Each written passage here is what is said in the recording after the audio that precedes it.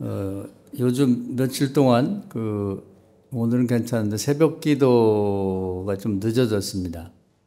그것은 좀 KT라든지 LG, 6플러스 이런 데에서 좀 무슨 프로그램 오류가 있었다고 그래요. 그래가지고 잘 안 됐어요.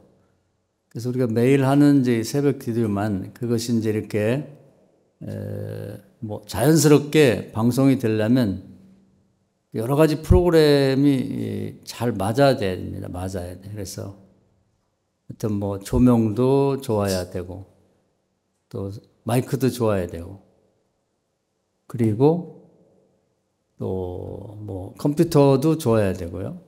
그리고 이제 OBS 프로그램은 이렇게 이제 실시간으로 우리 교인들에게 이렇게 방송 내용을 보내주는 것도 잘 돼야 되고 카메라도 좋아야 되고 근데 여러 가지가 한 대여섯 가지는 되는 것 같아요. 이제 잘 맞아야 되는데, 그 중에 이제, 특히 이제 잡기 어려운 게 이제 소음입니다, 소음.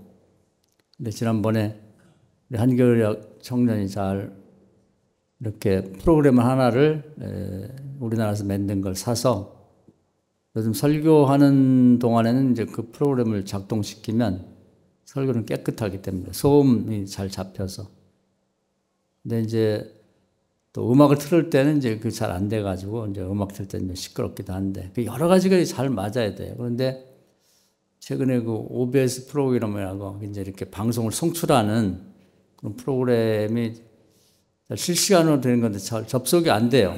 어떤 때는 여러 차례 해도 안 되고 그래서 컴퓨터를 껐다가 다시 이렇게 처음부터 시작해야 되고 세팅을 해야 되고 그러다 보니까 이제 그게 한두 번 안 되면 5분도 지체가 되고 그렇게 되는 경우가 있습니다.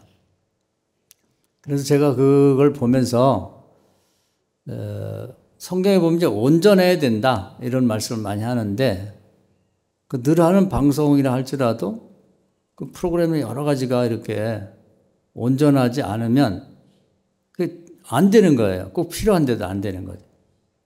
여러 가지 프로그램을 다 세팅을 해서 이게 딱 맞아 떨어져 여러분이 이 카톡을 볼 때 또 TV를 틀을 때 이게 딱 나오게 되거든요. 요즘에 이거 한 가지만 잘 안 돼도 이게 문제구나 그런 걸 새롭게 느꼈습니다.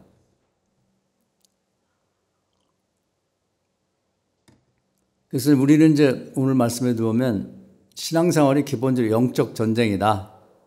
그래서 이제 세상에서는 이제 모든 게 우리가 원하든 원치 않든 경쟁 사회고 여기서 살아남아야 되는데 그러기 위해서는 그 성경을 잘 배워가지고 우리 일상생활 전체가 처음부터 끝까지 잘 하나님의 뜻에 부합돼야 됩니다.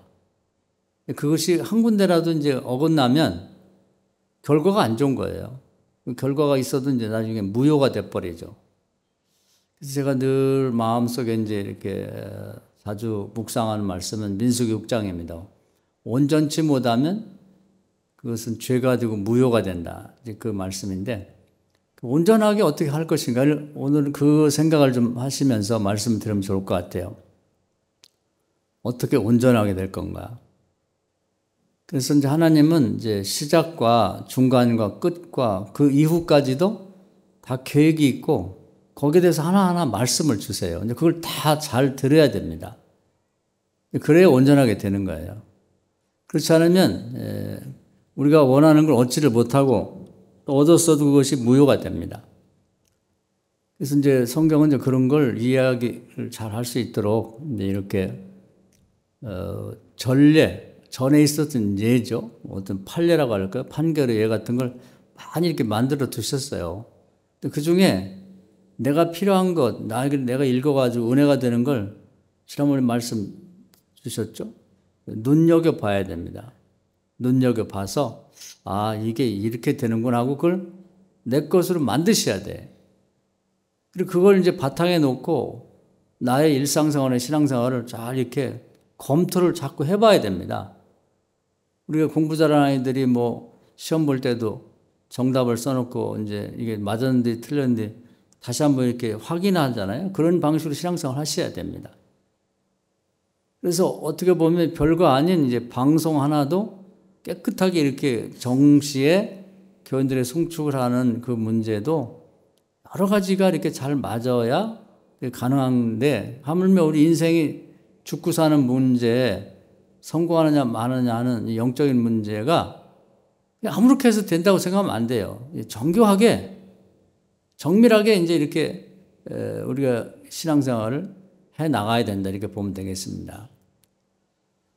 그래서 수많은 이제 전쟁 얘기도 나오고 경쟁 얘기도 나오는데, 오늘은 제가 우리 잘 이미 알고 있지만 복습하는 의미로 이제 기도원의 전쟁 얘기를 해보고 싶어요. 기도원. 그래서 기도원, 이게 전쟁은 하나님께 속한 것이고 우리 삶 자체가 하나님께 속한 거예요. 그래서 하나님을 늘 의식하고 살아야 됩니다.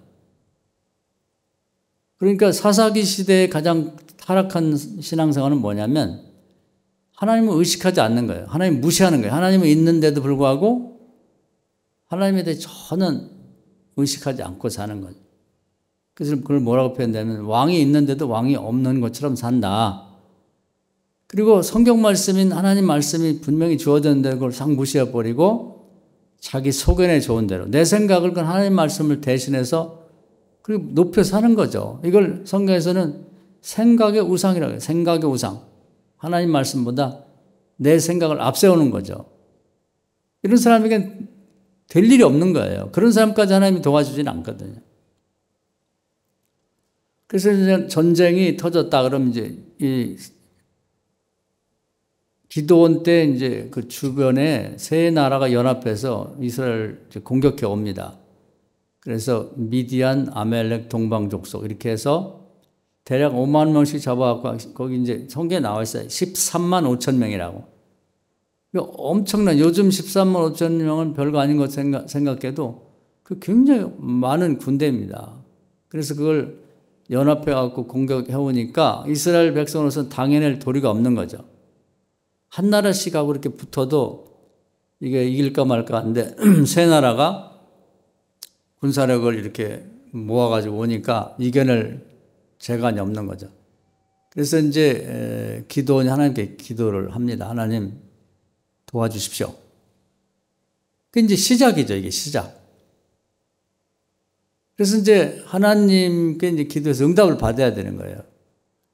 그럼 하나님이 기도하는 것마다 다 들어주세요. 구하면 주시고 찾으면 자꾸 문을 열린다 그랬기 때문에 우리가 뭐 국가 간의 전쟁도 그렇고 뭐 여러분이 하는 사업에서 경쟁도 그렇고 아이들 공부도 그렇고 항상 기도를 해야 돼요. 쉬지 말고 매일매일 기도를 하는 거예요. 예수님도 하나님 아들이니까 뭐 예수님이 뭐 기도할 필요가 있나? 우리 이제 신앙생활 좀 하면 경력이 쌓이면 기도를 하찮게 여겨요. 기도 안 해도 된다고 생각해. 그래서 교회 올 때 그냥 교회 좀 일찍 와서 기도하고 축도할 때 기도하고 끝이야. 이렇게 하면 안 되는 거예요. 예수님도 사도행전 10장 38절에 보면 매일매일 기도해서 하나님으로부터 성령과 능력을 기름 붓듯 받았다. 그리고 성령 안에서 성령의 도움 안에서 하신 거예요. 예수님도. 그렇게 안 하면 예수님도 실패하는 거죠. 그래서 때로는 기도가 부족하면 제자들 먼저 보내고 따로 밤을 새워 기도하셨단 말이에요. 그리고 정말 필요할 때는 40일 금식 기도도 하셨어요. 우리 이것을 깨달으셔야 돼. 그냥 대충 되는 일이 없단 말이에요. 사무엘은 평생 동안 기도를 쉬는 죄를 범하지 않았다고 되어 있습니다. 그래서 우리는 뭐 하는 사람이냐? 교회는 뭐 하는 곳이냐? 뭐 교회가 여러 가지들 많이 하죠. 뭐 봉사도 하고 전도도 하고 뭐 교육도 받고 뭐 친교도 하고 뭐 여러 가지를 해요. 근데 다 통틀어서 한마디로 말하면 뭐냐? 예수님이 하신 말씀이에요. 만민이 기도하는 집이다. 한번 따라합시다. 만민이 기도하는 집이라. 그래서 교인이 뭐 하는 사람이면 본인을 위해 기도하고 만민을 위해 기도하는 사람인 거예요. 요즘에는 앞으로 이제 복 많이 받을 사람이 우리 이미선 권사님인 것 같아. 아들하고 요즘에 이제 이사를 가까이 와가지고 매일 저녁마다 기도한다니까 기대가 돼요. 이제 어떤 응답이 있을지. 가장 복된 거지. 그래서 교회 가까이 있으면 가장 좋고 아니면 집에서라도 매일 시간을 정하고 기도를 해야 되는 거예요. 마음으로 기도해야지 하면서 1년 지나면 안 돼요. 매일매일 기도를 해야 되는 거예요. 그래서 응답을 받으셔야 돼. 긴가민가 해서는 안 되고. 그래서 이 기도의 응답을 받으려고 기도는 여러 가지 조건적인 기도도 하고 그랬어요. 그래서 양털을 놓고 이게 하나님 뜻이고 하나님 도와주신다면 양털에만 물이 있고 이슬이 내리고 그 주변은 바짝 마르게 해주세요. 도저히 있을 수 없는 하나님 개입이 없이는 안 되는 거죠. 그랬더니 정말 새벽에 보니까 양털에만 물이 이슬이 맺혀 있고 주변은 뽀송뽀송한 마당이었다. 그래도 확신이 안 되니까 확신이 안 되면 한 번 더 기도하셔야 돼요. 그건 죄가 아니에요. 이번은 반대로 양털은 뽀송뽀송하고 주변에만 이슬이 내리게 해주십시오. 가보니까 정말 그렇게 반대로 돼 있더란 말이에요. 아, 이거 하나님 뜻이구나. 응답을 받으셔야 돼. 적당하게 해서는 안 되는 거죠. 그런 다음에 이제 하나님 앞에 기도했더니 하나님이 이제 하나님의 계획을 말씀하세요. 에베소 1장 11절에 지난번에 한번 설교를 한 일이 있죠. 하나님은 마음을 정하시고 다시 말하면 결정하시고 계획을 세우시고 그 다음에 선지자를 통해서 발표를 하신 다음에 그대로 일하시는 거예요. 바꾸질 않아요. 하나님의 계획이 뭔지 이번 전쟁에 하나님의 계획, 군대로 말하면 어떤 전략이 전술이 뭔지를 이제 물어봐야죠.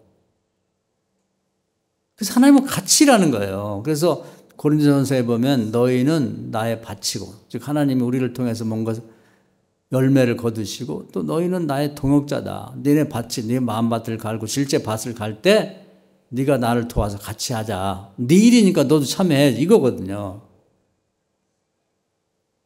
그래서 이 전쟁을 하나님 도와주시는데 또 네가 할 일은 뭐냐? 이제 이거죠.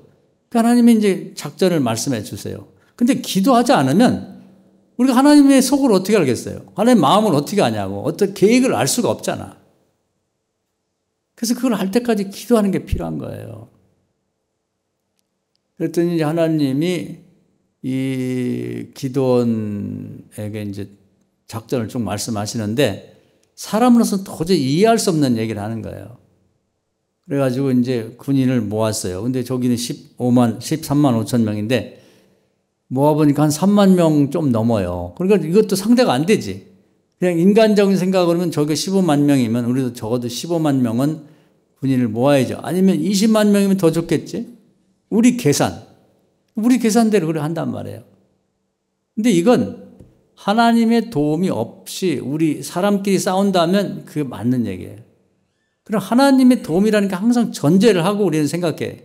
계산을 그렇게 하는 거예요. 그러니까 하나님이 3만 명 너무 많다. 그럼 말이 안 되죠. 저쪽 15만 3천 명인데 3만 명이 뭐가 많아요? 더 뽑아야지. 그러면서 하나님이 하시는 말씀이 군인들 모아놓고 내가 괜히 왔다. 무서워 죽겠다. 그럼 집에 보내라는 거예요. 도움이 안 되니까 전쟁이 두려운 자 집에 보내래. 결혼하고 아직 신접살림 못한 애 보내라는 거예요. 농사 져놓고 추수 못하고 온 애 다 보내라는 거예요. 다 갔어요. 가. 그러니까 전쟁하기 싫은 사람은 다칠 수도 있고 죽을 수 있으니까 다 집으로 갔죠. 그래서 만여 명 남았는데 그 다음에 최종적으로는 뭐냐면 이 낮에 땡볕에 훈련을 열심히 시키고 냇물로 데려가서 물을 먹어라 한번 해보라는 거예요. 그러니까 낮에 얼마나 목이 타요. 그러니까 훈련 막 물 먹어라 해서 막 달려가서 물을 먹는데 무기고 뭐고 다 내팽이치고 개처럼 엎드려서 물을 먹는 자는 다 가라 그래요. 근데 그런 상황에도 이렇게 한쪽에 무기를 손을 붙잡고 무릎 꿇고 물을 손으로 이렇게 떠서 먹으면서 혹시 저기 있나 이렇게 경계하는 자들만 뽑으라는 거예요. 그래서 뽑은 게 300명이에요. 어처구니가 없죠. 저기는 15만 3천 명인데, 13만 5천 명인데, 여기는 300명 갖고 도대체 이게 전쟁이 돼요? 근데 이제 하나님의 대책이 있는 거예요. 그 부족함은 하나님께서 채워준다 이거. 눈에 보이지 않지만 하나님 군대를 채워서 전쟁 이기게 한다는 거죠. 그 부분은 믿음의 부분이고, 그리고 그걸 어떻게 하냐? 전례가 있다면 전례가. 그래서 여리고 전투가 이제 전쟁의 기본이라고 그랬죠. 거기 보면 하나님의 군대 장관이 오고 또 혼자 온 게 아니라 이제 보이지 않는 하나님의 군대를 데려와서 여리고 전투에 이스라엘 백성 한 명도 다치지 않고 이겼단 말이에요. 그런 걸 자꾸 읽으면 믿음은 들으면서 나는 거예요. 그런 걸 들어야 할 때 믿음이 생기는 거죠. 아, 과거의 전투가 이렇게 승리했으면 이번에도 하나님이 도와준다는 얘기구나. 이렇게 되는 거죠. 그래서 이제 전투가 시작되기 전에 그래도 두렵잖아요. 그때 하나님이 기드온 보고 누구 부관을 데리고 적진에 가봐라. 그 적진에 가봤더니 뭐 엄청나게 많은 사람들이 있는 거예요. 그런데 이제 그 사람들이 무더기 떠들고 뭐 얘기하는데 한 군데 얘기를 들으니까 뭐 기드온 얘기가 나오고 막 그래요. 그리고 뭔 얘기인가 이렇게 가보니까 지금 세 나라 군대가 모였기 때문에 서로가 누군지 잘 몰라. 말도 틀리고 옷도 복장도 틀리고 그러니까 뭐 기드온이나 부관이 돌아다니도 아무도 신경 안 써요. 이쪽에서는 저기 아멜렉 사람인가 저 사람 미디안 사람인가 이렇게 해가지고 모른단 말이에요. 그래서 뭐 자유롭게 막 돌아다니는데 그 떠드는 사람이 있어 보니까 하나님이 이번 작전은 심리전이에요. 심리전. 그래서 어떤 사람이 어제 내가 꿈을 꿨는데 지금 저쪽 그 이스라엘 진영에서 이렇게 보리떡이 하나 굴러오는데 그때 처음에 시작할 때는 조그만 거였는데 우리 집 올 때 막 엄청나게 이 보리떡이 점점 눈덩이처럼 커져갖고 나중에는 뭐 집채 많아가지고 이리 굴르고 저리 굴를 때마다 사람들이 깔려 죽더라. 말도 죽고 사람도 죽고. 근데 그게 뭐냐 하니까 꿈속에 보니까 저쪽에 이스라엘 군대 장관 중에 기드온이라는 사람이 있는데 이건 뭐 신출 귀무라는 그냥 뭐 엄청난 그런 이제 그 힘을 갖고 싸우는 용사더라. 그 사람한테 걸리면 다 죽는다. 뭐 이런 얘기를 하면서 그 얘기를 듣는 사람들이 아우 큰일 났다. 그럼 그 사람이 앞장서 전쟁한단 말이고 우린 다 죽었네. 우리 뭐 군인들 많아봤자 뭐 오합지졸이지 뭐 되겠어. 뭐 이러면서 그들 전체가 두려움에 휩싸여 갖고 마치 전염병이 퍼지듯이 그 두려움이 그 얘기와 함께 전 그 적들에게 퍼지더라 그 말이에요. 아하, 깨달은 거예요. 아, 이번 전쟁은 심리전이구나. 하나님께서 이번 작전은 심리작전이구나. 이걸 깨달은 거죠. 그래서 이제 300명을 뽑은 이유는 밤에 깜깜하게 져서 이제 다들 잠들어 있을 때 시골은 조용하단 말이에요. 뭐 그래서 시골에 지금도 가보면 조용해가지고 멀리 개만 짖어도 심리에서도 들릴 만큼 조용하단 말이에요.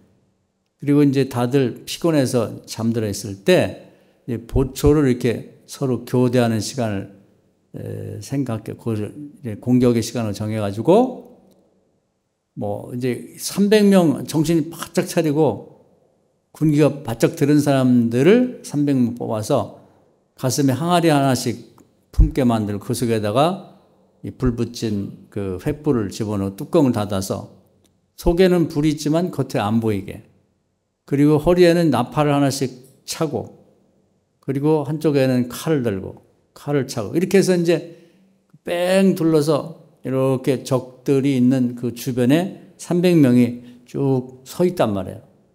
그리고 이제 기드온의 그 명령에 의해서 다들 잠들어 있을 때 가장 조용한 시간에 순식간에 그냥 그 300개의 항아리를 깨니까 그 소리가 엄청 큰 거예요. 그리고 이제 잠들어 있다가 이제 무슨 소린가 일어났을 때 이제 횃불이 그 속에서 나오니까 우리 자다 일어나면 눈이 잘 안 보이듯이 횃불이 막 타니까 적들이 눈이 잘 안 보여요. 그런데 나팔을 불면서 막 이리 뛰고 저리 뛰고 하면서 여호와 하나님 그리고 기드온의 용사들 그러면서 막 이리 뛰고 저리 뛰고 되니까 자다 깬 사람도 이게 도깨비 불인지 무슨 불인지 그걸 알 수가 없는 거예요. 눈도 잘 안 보이고. 그래가지고 자다 깨갖고 이제 옷도 제대로 못 입고 무기를 들고는 그냥 막 자기가 살라고 막 싸우다 보니까 아멜렉 사람들은 미디안 사람들이 적으로 보이고 미디안 사람들 아멜렉 사람이 적으로 보이고 동방 사람이 적으로 보이고 그래서 서로가 적으로 보여가지고 서로가 싸우다가 이제 자기들끼리 다 죽었다는 거 아니에요. 그래서 이제 결과적으로 봤을 때 하나님의 작전을 수행하기 위해서는 너무 많은 정신 나간 사람들 막 가다 넘어져갖고 막 항아리를 미리 깬다든지 횃불을 드러나든지 나팔을 그냥 빽하고 미리 분다든지 하면 이제 이 작전이 실패를 하기 때문에 300명의 정신이 바짝 든 군인들만 뽑았단 말이에요. 그래갖고 결국은 이스라엘 백성은 싸울 것도 없이 자중질환이죠. 자기들끼리 싸워가지고 다 죽게 만드는 작전으로 완성을 거뒀다는 거예요. 그래서 성경의 역사 속에서도 가장 적은 사람으로 가장 많은 적들을 물리친 그런 승리 중에 승리인 그런 전쟁으로 기록됐죠. 그러니까 우리가 전쟁을 하든 경쟁을 하든 뭔가 다른 사람하고 겨루든 항상 하나님께 기도해서 응답을 받으셔야 돼. 허락을 받고. 사업도 마찬가지예요. 이제 앞으로 뭐 취직할 사람도 있고 뭐 이제 사업을 뭔가 작게라도 시작할 사람도 있을 텐데 그냥 자기 생각대로 하면 안 돼요. 그건 세상 사람이 그렇게 하는 거고 우리는 하나님 앞에 기도해서 응답을 받으셔야 돼. 그래 이번 한번 사업해봐라. 응답 받아야죠. 그냥 하면 안 되지. 그럼 어떻게 하면 좋을까요? 하나님 가르쳐 주세요. 제가 미련합니다. 요즘에 경기도 어렵고 뭐 여러 가지 상황이 어렵지만 하나님 도와주면 될 줄 믿습니다. 저에게는 답이 없죠. 하나님 답이 갖고 계신 줄 믿습니다. 그래서 기도해서 응답을 받으셔야죠. 그럼 하나님이 이렇게 하라는 답을 주세요. 그 시작을 그렇게 해야 되는 거예요. 모든 시작을. 우리는 이 시작 자체가 잘못된 거예요. 시작 자체를 그렇게 하질 않아. 내가 일단 뭔가를 시작해놓고 그 다음에 기도한단 말이에요. 이거 거꾸로 된 거예요. 그걸 바로 잡으셔야 돼요. 지금까지 그렇게 했으면 회개하셔야 돼요. 그리고 다시 기도를 하세요. 기도해서 우리가 뭐 하는 사람이 기도하는 사람이라니까. 응답을 받아보시라고. 본인의 뭐 앞으로의 직업도 그렇고 뭐 사업도 그렇고 애들, 손주들 문제도 그렇고 기도해서 응답을 받으세요. 기도하다 말면 안 돼. 시작을 잘 하셔야 됩니다. 그 다음에 중간에는 이제 중기도를 하셔야 돼. 기도를 또. 한편에서는 일하는 사람이 있고 뒤에서 중보기도 하는 사람이 있어야 돼. 구조가 잘 가르쳐줘야 돼. 그래서 제가 여러 차례 말씀드렸죠. 얘기를 해도 여러분이 잘 안 해서 자꾸 반복하는 거예요. 그것도 교육은 반복입니다. 그래서 그 신명기 6장에 보면 하나님의 교육은 간단해요. 그러니까 기본은 10계명인데 10계명을 모르겠어요. 머리 좋은 사람은 한 3분 5분이면 10계명 다 외우지.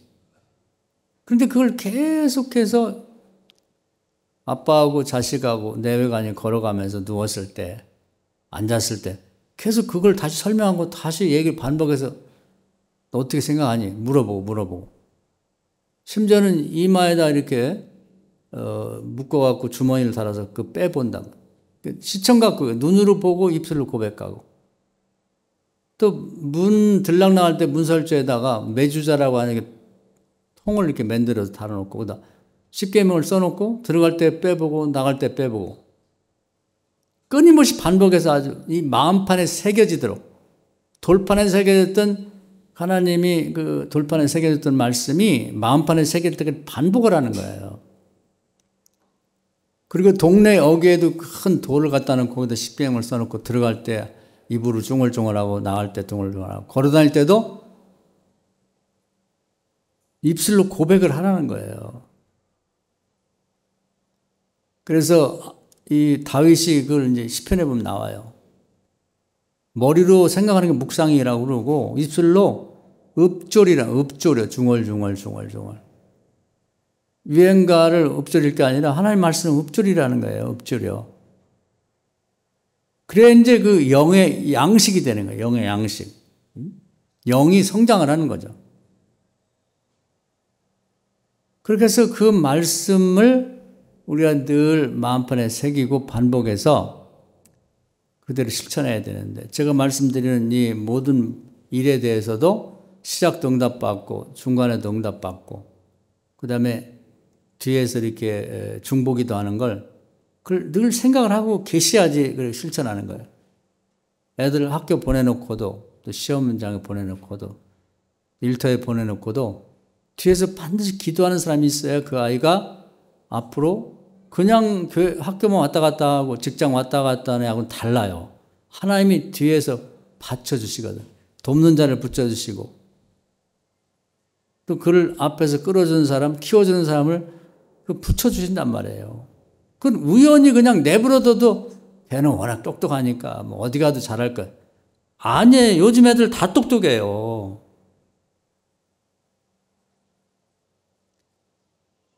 요즘 다 인물도 좋고 다들 애들 한두 명 나가지고 2살 때부터 어린이집을 보내. 똑똑하지 않은 애가 없어요. 다 똑똑해요.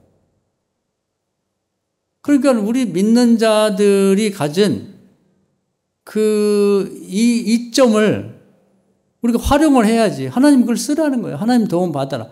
기도해야 도움을 받는 거예요. 기도 안 해도 그냥 알아서 도움 받는다. 그런 건 없는 거지. 그럼 기도 제도가 없어버려야 돼. 알아서 다 해주시지 뭐 기도할 게 뭐 있어. 그러니까 제가 기본적으로 늘 말씀드리는 게 그 여호수아 17장이에요. 여호수아가 나가 전쟁하고 모세는 뒤에서 기도를 하는데 혼자 힘들면 그 자기 매형하고 자기 형이 이렇게 도와줘서 같이 기도했단 말이에요. 그래서 제가 중요한 일이 있을 때 여러분에게 이 힌트를 드리는 거예요. 누가 시험을 본다든지 취직을 해야 된다든지 누구 만나서 뭐 면접을 한다든지 내가 혼자 도저히 안 될 것 같아. 그러면 품앗이를 하라고. 품앗이. 여러분 친한 사람 진심으로 내일처럼 기도해 줄 사람한테 2명한테 부탁을 해요. 우리 안무교회가 지금 이렇게 몇 시에 어떤 면접을 봐야 되는데 떨려가지고 답변도 못하고 수줍어갖고 못할 것 같은데 기도 좀 해달라고. 하루 종일 못하더라도 거기서 적어도 몇 시까지 이렇게 될 텐데 계속 기도 좀 해달라고 부탁할 수 있잖아요. 어디 만나갖고 커피 한 잔 백날 먹어봤자 의미가 없어. 기도해 주는 게 중요한 거지. 모세가 했다면 자기가 혼자 힘드니까 형하고 그 다음에 자기 매형한테 부탁해서 같이 기도 좀 해달라고. 그 전쟁이 이겼잖아요. 이기는 거예요. 그러니까 계속 그렇게 할 수는 없어도 중대한 결정을 하고 오늘 아주 중요한 일이 있을 때는 그걸 활용을 하란 말이에요. 활용을 하는 거지. 하나님 찬스를 쓴다. 요즘에 뭐 아빠 찬스, 뭐 엄마 찬스에 그 문제가 많이 되는데 하나님 찬스는 암만 써도 아무 문제가 없어요.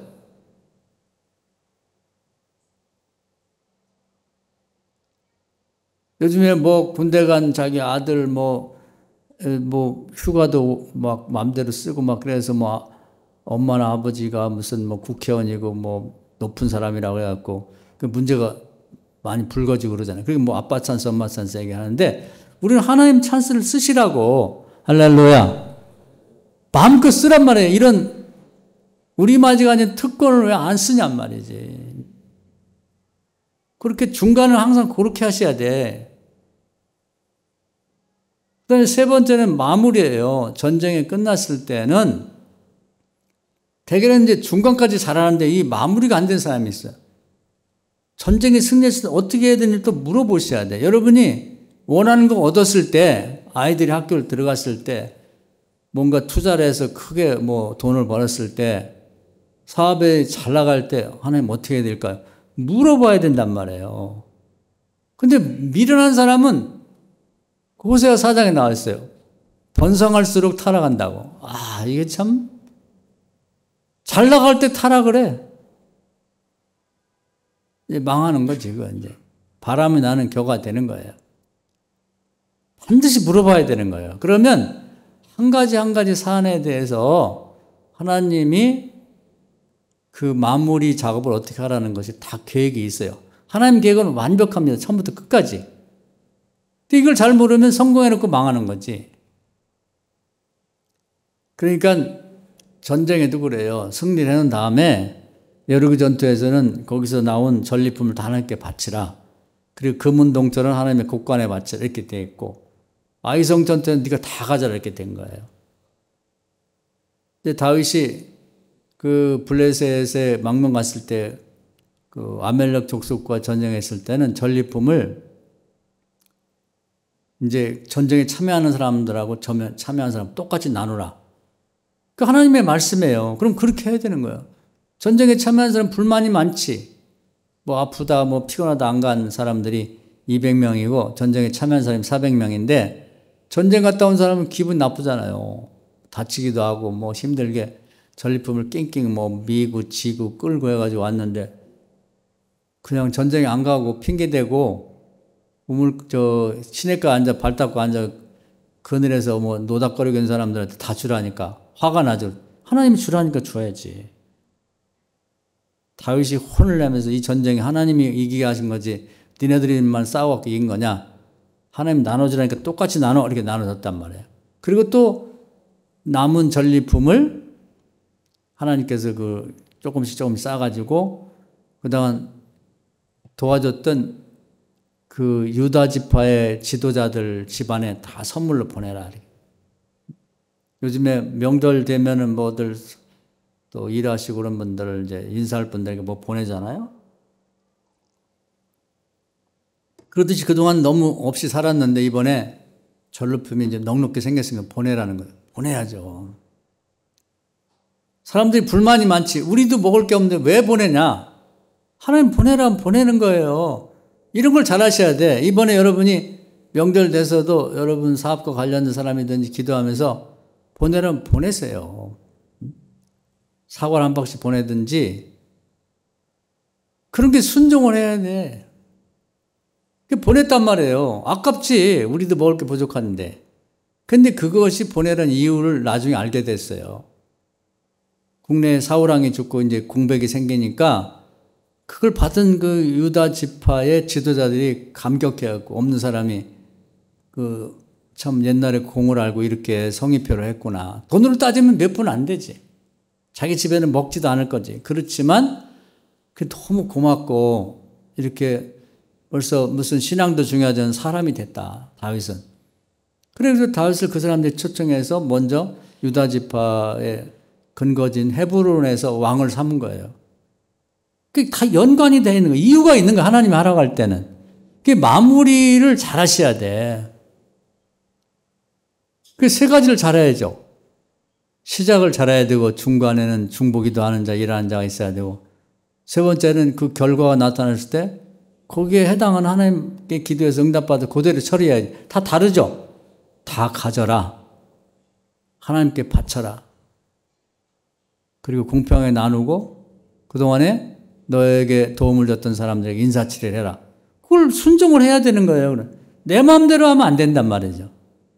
모든 걸 하나님하고 상의하면서 기도해서 기도 응답대로 결정을 하셔야 되지.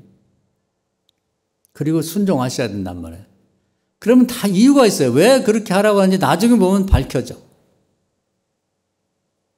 그래서 이 과정이 온전해야 되는 거죠. 어디에서도 어긋나면 거기서 이제 문제가 터지는 거지. 그래서 막연한 기도 생활을 하지 말고요. 이렇게. 어떤 사람은 이제 이런 말씀을 드리면 하나님 뜻 아니면 어떻게 하냐. 괜히 돈만 없애는 거 아니야. 괜찮아요. 그게 경건의 연습이야. 처음에는 하나님 뜻 잘 모르고 실수라도 있지만 성경에 이런 말씀이 있어요.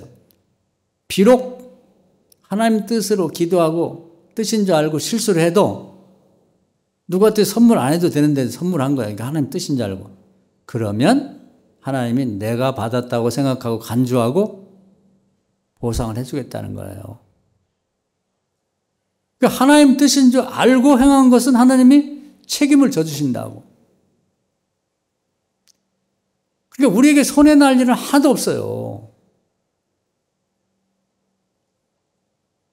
그래서 신앙생활을 그냥 하나님 따로 있고 교회는 그냥 왔다 갔다 하고 내 생각대로 하면 안 돼. 그게 가장 타락한 사사기 시대의 사람들의 신앙생활이에요. 사사기 시대 젊은이들은 먹고 살만한 시대에 태어났기 때문에 자기 체험은 없어. 하나님께 기도해서 응답받고 그대로 실천하면서 이게 하나님 뜻이구나 뜻이구나 확인하는 그런 작업은 없고 부모들 얘기를 듣고 믿는 거예요. 그냥 머리로 믿는 거지 체험은 없고. 그럼 신앙이 타락하는 거예요. 지금도 마찬가지입니다. 교회 다니면서 자기 체험은 하나도 없는 거예요. 최근 들어서 기도도 안 했고 응답받은 것도 없고 누구한테 간증할 것도 없고 그냥 어떤 교회에 뭐 다른 뭐 장로님 권사님 있는데 이렇게 해서 응답 받았다더라, 죽었다 살았다더라, 성경은 이렇다더라, 남 얘기를 머리로 기억해고 그것만 반복해서 레코드판 틀듯이 그렇게 신앙생활하는 사람은 복받을 게 없는 거지. 내가 하나님하고 친해서 하나님께 기도해서 응답받고 매일매일 그렇게 하는 거예요. 예수님도 매일 그렇게 하셨다니까요. 그래서 매일매일 기도 제목을 내시고 응답 받으시고 이게 하나님 뜻이구나. 그렇게 하는 걸 그 근거를 갖고 하루하루 사셔야 돼요. 그리고 맨 마지막에는 이제 뭐 하냐면 사람들이 물어본단 말이에요. 그래 요즘에 그 아들이 그렇게 잘 됐다면서. 우리 집안이 원래 머리가 좋아요. 저도 학교 다닐 때 뭐 1등 했거든. 걔가 워낙 똑똑합니다. 하나님 은혜는 일도 없어. 다 자기가 잘났고 자기 자식이 잘난 거지. 영광을 하나님께 돌려야 할 거 자기가 싹 가로챈단 말이에요. 이건 큰일 나는 죄예요. 제가 여러 차례 말씀드렸죠. 사울왕이 이제 그거에서 망한 거예요. 사울왕이 아멜렉과의 전투에서 승리를 거뒀단 말이에요. 하나님이 도와주셔서 승리한 거지. 그랬으면 전쟁에 승리하고 와서 제사라도 오늘만 예배라도 드려야 할 거 아니에요. 그러면 성공하시면 자녀들하고 하나님 은혜 감사하구나. 네가 합격을 하다니 네가 잘 됐구나. 하나님께 예배 드리자. 다음 주에 감사한금도 드리고 가정 예배를 드리시고 하나님께 영광을 돌려야지. 내가 그럴 줄 알았어. 너 어릴 때부터 머리가 좋았잖아. 네가 안 되면 누가 되겠니? 이러면서 칭찬만 하나님께 감사하는 일도 없이 그렇게 하면 안 된다 이 말이에요. 그 성공한 게 그 아들이 나중에는 그게 성공이 아니라 화가 될 가능성이 많아요. 이 부분에서 다 잘해놓고 다 된 밥에 재 뿌린다고 여기서 망하는 사람이 너무 많아요. 사울왕도 전쟁에 승리하고 왔으면 하나님께 제사 드리고 너무 감사하다고 이렇게 했어야지. 그 다음에 나머지는 그 다음에 해도 돼. 그런데 전혀 하나님한테 뭐 감사도 안 하고 제사도 안 드리고 뭘 세웠냐면 사울왕 아멜과 전투에 승리했다. 전승비를 세운 거예요. 전승비. 대부분의 사람이 이렇게 한단 말이에요. 자기가 대단한 거야. 이렇게 하면 안 된다고. 사무엘이 와가지고 사무엘이 와서 책망을 합니다. 이게 뭐냐고. 하나님이 승리를 하신 거지 도와줘서 승리한 거 당신이 승리한 거냐고. 전승비가 뭐냐고. 그러니까 그래서 회개를 안 해요. 잘못했다고 안 하고. 그 자리에서 하나님이 너는 끝이야. 폐위시켰어. 폐위. 그래서 그 다음부터 그 왕자리에 앉아있는데 그냥 호수아비 왕이죠. 그리고 곧바로 하나님이 사무엘의 기름을 들려가지고 시골에 살고 있는 소년인 그 다윗에게 기름을 부어서 왕을 삼은 거예요. 내정이 된 거지. 그래서 이사야 42장 8절에 보면 하나님은 절대로 영광을 나누지 않는다는 거예요. 그 성공을 앞으로 여러분이 기도하고 응답받고 하는 건 다 성공할 거예요. 여러분이 원하는 직장도 얻을 거고 뭐 취직도 할 거고 학교도 들어갈 거고 사업도 성공할 건데 이 과정을 다 미리 하나님도 계획하고 계시니까 우리도 계획을 하고 맨 마지막에 내가 성공했을 때 우리 아들이 뭐 딸이 잘 되고 손주가 잘 됐을 때 사람들이 물어봐요. 그건 이제 사람이 물어보는데 배후에는 마귀가 있을 수가 있어요. 마귀가. 그래서 우리가 하나님 영광을 가로채면 그걸 갖다 홀랑 잃는단 말이에요. 민원을 넣듯이. 아무개가요. 그 마귀가 하는 짓이 그거거든. 그 욥기를 보면 나와요. 하나님께 고소하는 자는 둘이 있다고 그랬어요. 성경에. 하나는 마귀가 고소를 하고 또 하나는 이제 법을 세상에 선포한 이 모세가 마치 경찰이나 검찰처럼 고발한다는 거예요. 근데 이제 주로 마귀가 많이 민원을 넣듯이 고발합니다. 그래가지고요, 아무개가 이렇게 복 받고 은혜 받았는데 성공한 다음에 하나님 영광을 가르쳤대요. 자기들끼리 얘기하는데 뭐 하나님 얘기는 조금도 안 하고 사울이 전승비를 세우듯이 지 아들 자랑만 하고 자기가 잘났다고 하면 이걸 갖다 일러 바친단 말이에요. 그럼 하나님 나라는 법대로 하기 때문에 그렇게 누가 고발하지 않아도 벌을 내릴 수 있지만 고발한 것은 절대적으로 그건 이제 처리를 해주게 돼. 법대로. 누구를 봐주고 말고 그런 건 없는 거야. 우리나라도 제일 무서운 게 민원입니다, 민원. 누가 어디 불법 주차한 것도 요즘에는 그 신분을 밝히지 않고 그냥 사진 찍어갖고 올려버리면 벽달같이 와서 벌금 내야 됩니다. 끌어가고. 우리나라 같은 그래도 법치가 어느 정도 있는 나라는 이 민원이 정말 무서운 거예요. 만약에 구청에다 연락했는데 안 해준다. 그러면 시청에 연락하고, 그래도 안 되면 도에 연락하고, 그렇게 안 하면 이제 청와대까지 올리면 큰일 나죠. 그 관계자들이 다 목이 떨어지는 거예요. 작은 일 갖고도. 그렇기 때문에 우리가 이 기도를 시작했으면 맨 마지막에 응답 받을 걸 믿고 성공할 걸 믿고 맨 마지막에 내가 성공했을 때 사람들이 나한테 물어보면 뭐라고 답변할 것까지 준비를 해야 되는 거예요. 그래서 베드로전서에 보면 소망에 대한 이유에 대한 답변을 준비하라 이렇게 되어 있다면 사람들이 물어볼 때 여기까지가 이제 온전함이라고 하는 거예요. 여기까지 다 온전하게 준비를 해야 되지 중간에 뭔가 한 군데서 문제가 터지면 안 되는 거예요. 제가 이제 비근한 예로 방송 예를 드렸습니다. 방송이 한 5가지, 6가지가 준비가 돼야 되는데 만약에 그 중에 한 가지로 빠지면은 방송이 안 되거나 이상하게 돼버리는 거예요. 뭐 깜깜하다든지, 뭐 잡음이 많이 들린다든지, 끊어졌다 붙었다 한다든지, 아예 안 된다든지.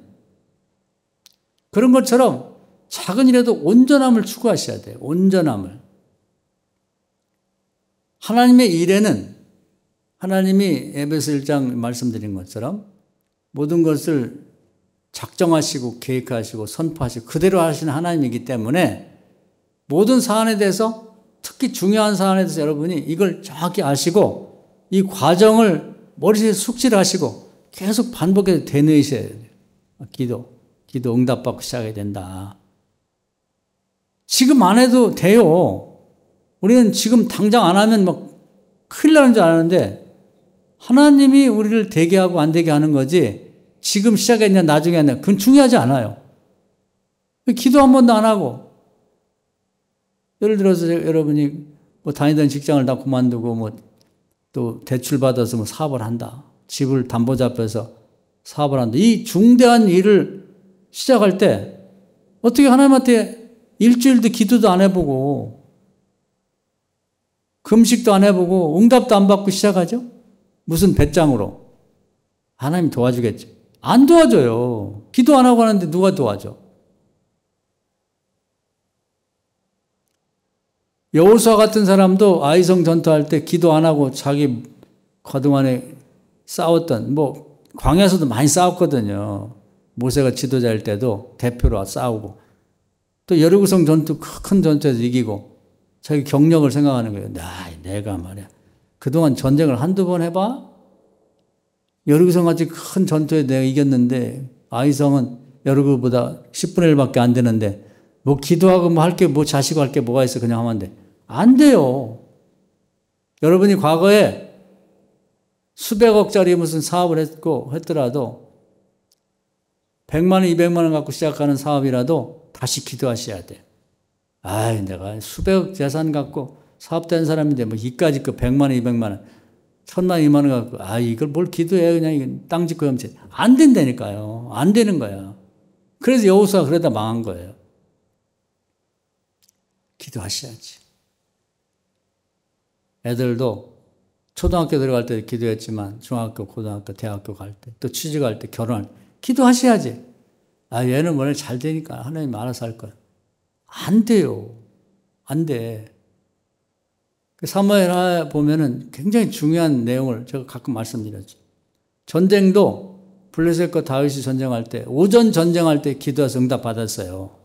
그때는 하나님이 전면전을 하라고 그랬다고. 그래 하나님 도와주셨단 말이에요.